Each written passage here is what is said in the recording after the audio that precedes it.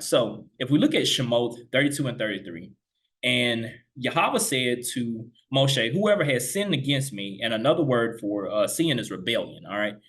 I blot him out of my book. So again, if you choose to rebel, just as Adam did, if you make that choice, then Adam was cut off from that culture. All right.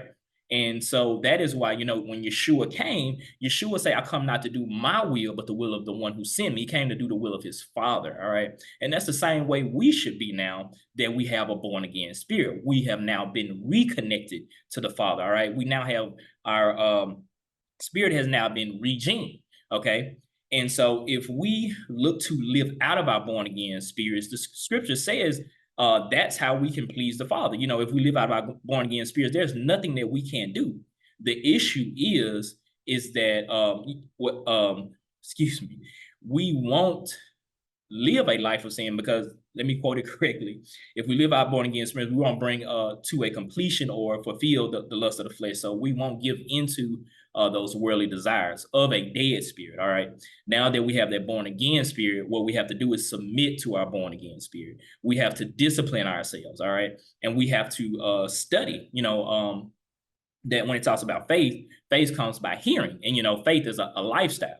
And so if we choose to live out that word, we can do it by choosing what it is that we're constantly listening to. This allows a lifestyle of faith, again, which pleases the Father. All right.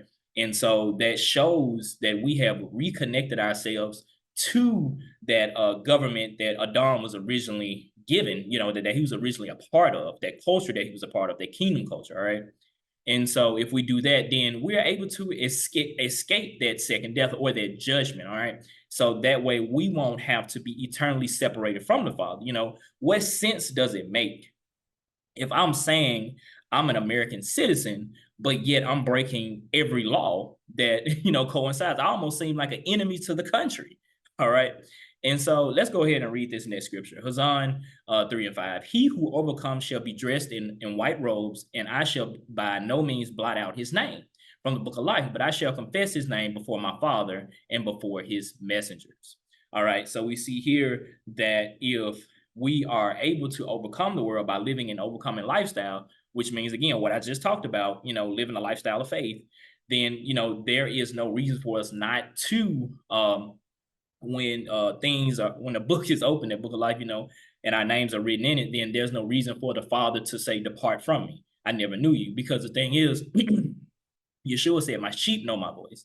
So if we live by his word, then we understand that we're the walk that we have here on earth, that we're here to make make earth just like heaven. Then what we're doing is we're exercising that dominion. All right.